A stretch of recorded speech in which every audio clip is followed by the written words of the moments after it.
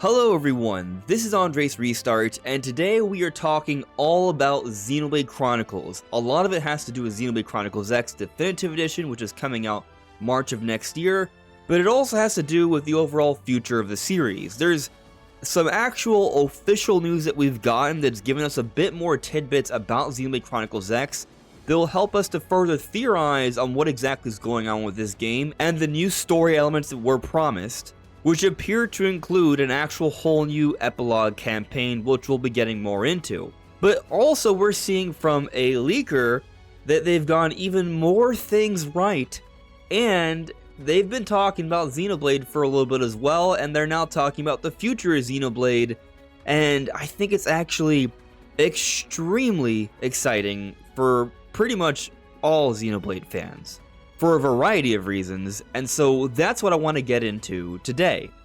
But before going forward, let me take this moment to ask that if you do enjoy my content, to please subscribe and hit that notification bell, and if you are unsure, watch through this video, and then consider subscribing and hitting that bell. So let's first dive into the official news that has some pretty big implications for Xenoblade Chronicles X. What you're seeing here is a couple pages from the official Nintendo magazine, and they're here clearly advertising their games coming out in 2025 for Nintendo Switch, what's been announced so far. But when we take a closer look at this part for Xenoblade Chronicles X, there's a couple tidbits here that I actually think are extremely significant. So reading through this part here, it says, the definitive edition of the open world RPG Xenoblade Chronicles X released for Wii U in 2015 is coming to Nintendo Switch. This title adds a brand new story not found in the original Wii U game, bringing the adventures on the vast planet Mira to Nintendo Switch. So you might have missed the interesting tidbit there. It's where they say this title adds a brand new story. So there is some very curious wording here. When Nintendo revealed Xenoblade Chronicles X Definitive Edition, they told us that there would be new story elements, but they did not outright confirm if there would be a brand new story, because you can have a game, and they simply add little tidbits throughout the campaign. What this is very strongly suggesting here is actually an entirely new campaign, something very similar to Future Connected in Xenoblade Chronicles 1 Definitive Edition, or perhaps Torn of the Golden Country, the expansion story to Xenoblade Chronicles 2 that was its own separate release, or Future Redeemed, the epilogue story that was also a prequel to Xenoblade Chronicles 3.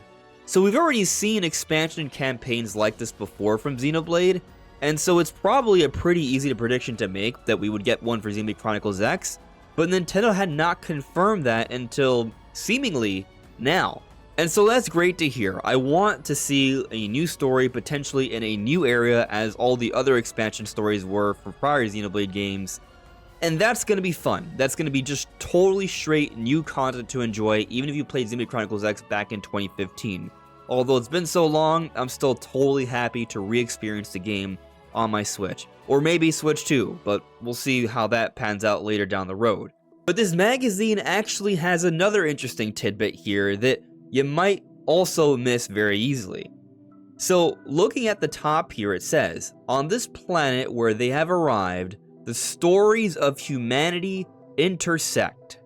And this may very well tie into the brand new story that they're now saying will be in the game. So, what needs to be understood about this story of Xenoblade Chronicles X is that the inciting incident is there's this mass colonization project to go to different planets. They're coming from planet Earth, but they're attacked by this alien race. And so eventually the story leads to the ship housing New LA crash landing on planet Mira. But this is one story of humanity. There's nothing in Xenoblade Chronicles X that really speaks on the intersection of different stories of humanity. That line, the stories of humanity intersect, really feels more like something that's speaking towards the overall Xenoblade Chronicles series outside of Xenoblade Chronicles X. So we're getting into theory mode here. For years, there's been a lot of speculation if Xenoblade Chronicles X has a clear story connection to the other Xenoblade games. But from everything we've seen, there isn't a direct connection. There are subtle connections and references, but not a direct connection. It doesn't seem like they're in the actual same world. But with what's being said here in the Nintendo magazine, it seems to suggest that there may actually be a direct connection. And where things get more interesting is that when we go back to the most recent Xenoblade Chronicles release, Future Redeemed, the expansion story DLC from Xenoblade Chronicles 3, there is a scene where they're exploring Earth in a flashback memory of some kind, and there's a radio, and there's this big important scene happening between Matthew and his sister, and so you're more focused on that because that's the main primary storyline, but there's this radio talking about what's going on in the background for this civilization, and there's talk of this Project Exodus, these different colonies that are being shipped out to different planets in outer space, which sounds extremely similar to what? Xenoblade Chronicles X. And so what's weird about this, the reason why we're unsure if there's a direct connection, is because in Xenoblade Chronicles 1 through 3, there's a story told of what Klaus did, causing the separation of these two different worlds. But the events that are being depicted almost makes it seem like there is a civil war of sorts happening between humanity on Earth. There isn't really any sort of suggestion of aliens. So it might be the case that with Xenoblade Chronicles X Definitive Edition, they will fill in the blanks just a little bit more here. Maybe aliens were also part of the equation, but there also was simultaneously a conflict between humanity themselves, and that in combination with the aliens really threw everything out of the whack and led to the total devastation of humanity. But of course, because of Klaus, they found a way to survive, and then also we have Project Exodus, where there are these different colony ships that have gone out to different planets, including the one that landed on planet Mira. And so perhaps the story of Xenoblade Chronicles X, the new story that we're going to get with Definitive Edition, will help to explain how these games connect and how the stories of humanity intersect. But while we're on it, let me also speak a little bit on how we see Lao on the beach here and this hooded character, because this is clearly hinting at something going on. And now with this extra bit of news, I feel like I can say with more confidence that this is Lao after the ending events of the game, so we're looking at another clear epilogue story here, not a prologue story, as we've also seen with a few different Xenoblade releases. And this all has me wondering on who the hooded character is. Now, since we're talking about the stories of humanity intersecting, it has me leaning in a particular direction. So in Aeonios Moments, the art book for Xenoblade Chronicles 3, we have a translated quote from Takahashi, the Xenoblade Chronicles series director. And here he was speaking on End's sword. What's inside the sword of the End that End holds? That would be Logos. I mean, it's Malos, but Malos, for the time being, is dead or has disappeared. As to why Malos is there, I'm sorry about this, but I can't answer that at this point. But what End is holding there, that is Malos himself. So what's very interesting about this quote here is that it suggests that Takahashi has more plans for Malos beyond Future Redeemed, which is seemingly the end of the Klaus trilogy, Xenoblade Chronicles 1 through 3. Malos we first saw in Xenoblade Chronicles 2, but he's part of the Trinity processor, as is Pyra and Mithra, or Numa, and Alvis. But also similar to how when we go back to a big cutscene in Future Redeemed, how they had this radio referencing this colonization project that really seems a lot like the inciting incident for Xenoblade Chronicles X. It could be the case that with both Xenoblade Chronicles 3 and Future Redeemed, there was a bit of a setup for the next story of Xenoblade. This is not the first time this has happened. We look at Future Connected, the expansion story we saw in Xenoblade Chronicles 1 Definitive Edition. Very often we find that there's some setup for the next game, even if at first glance there's not an immediate, obvious, direct connection. And so with all this info, I now feel somewhat confident in saying that there's a pretty good chance we're going to see a more clear connection evidenced throughout the story of the epilogue campaign in Xenoblade Chronicles X Definitive Edition. And that's a very big deal. But we're still not quite done. There's more to discuss in terms of the future of the Xenoblade series. because we also have a potential leak here on the future of the series. So back on November 7th, 2022, Nashville talked about in a leak express, so this was an actual leak, not just conversation. They were saying that Xenoblade Chronicles X would be coming to Nintendo Switch and with a future connected sort of story. An epilogue story of sorts. And given the news we just discussed, that is now very clear that rumor has proven true. So it's another example of Nashville getting something right.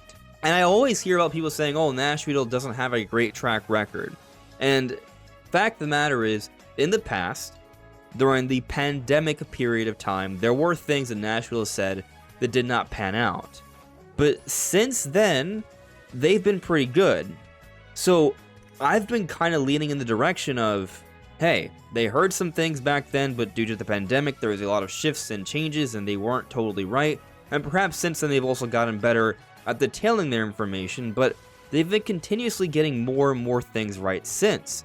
This is another example. We recently talked about Mario and Luigi, how they also talked about Virtual Boy emulation that was confirmed at the museum. They're most known for their Metroid Dread leak from a couple years back, but it goes beyond that. Also recently, they hinted at the Nintendo Music app shortly before it was announced.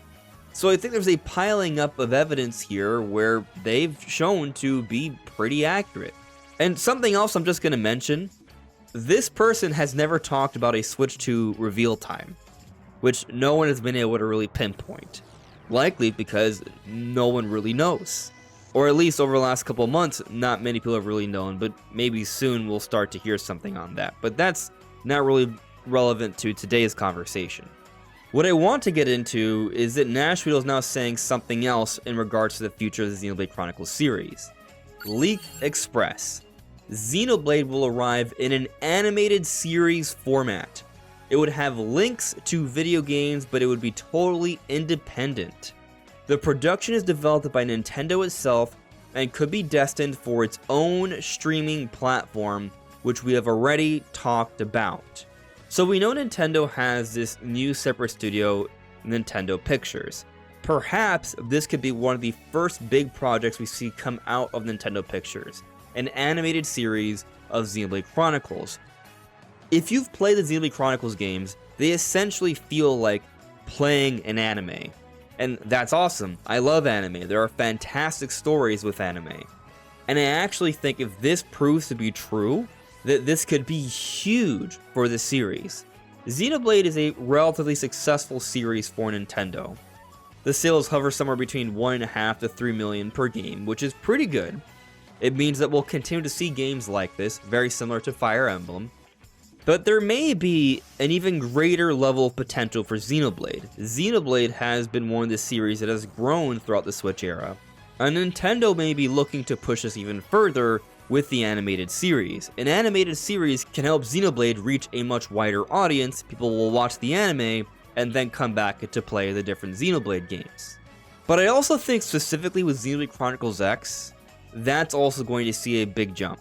Now, I don't think we're going to see this Xenoblade anime before Xenoblade Chronicles X, right? If it happens, great. There's no indication of timing here. I would imagine maybe a year or two down the road if this happens. Very similar to how Nashville talked about Xenoblade Chronicles X back in 2022 and it was confirmed in 2024. And by that point, we may be talking about finally seeing the next new Xenoblade entry, and so they may be trying to line up the next Xenoblade anime with the next proper new Xenoblade game on Switch 2. And that might be enough time to where we still see that supposed new IP that Monolith Soft has been working on throughout the entire Switch era. But in terms of Xenoblade Chronicles X, that trailer, since it came out on October 29th, 2024, has seen over 1.5 million views on Nintendo of America's YouTube page. That is a substantial number. There are not that many games that have trailers that get well over 1 million views, and Xenoblade Chronicles X, a game that is merely a remaster, has seen this level of popularity. I think that bodes extremely well for its future success.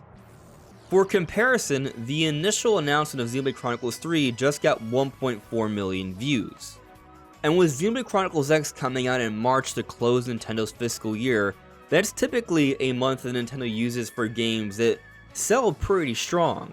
Animal Crossing New Horizons, Kirby's Forgotten Land. Now, I'm not here trying to suggest that Xenoblade Chronicles X is going to sell 30 million or 10 million copies, but it may be a very successful Xenoblade game, and it could do surprisingly well. This is an actual open world game, unlike the other Xenoblade games that are more like open linear. They may look like open world games at first glance, but Xenoblade Chronicles X is actually a massive open world RPG, and that alone seems to have a little bit of oomph in terms of a more mainstream audience. And it's also just a fantastic game that we've been anticipating to come to Switch for a very long time. And so there may be some significant steps that are being taken here to help the Xenoblade series grow even further. Xenoblade Chronicles X may reach a surprising level of success as a remaster, and then with this anime that's supposedly in the works, that will help to further popularize the series amongst the mainstream, and that may release close to the next new proper entry of Xenoblade Chronicles, which is likely a couple years down the road, but still, there are plans for Xenoblade, and it's all very exciting. But what do you all think? What do you make of the new story we're going to see in Xenoblade Chronicles X, and what do you make of this idea of a Xenoblade anime coming down the road? Let me know in the comments below. This is AndresRestart, thank you so much for listening and watching, and I'll see you all really soon. Take care. Bye.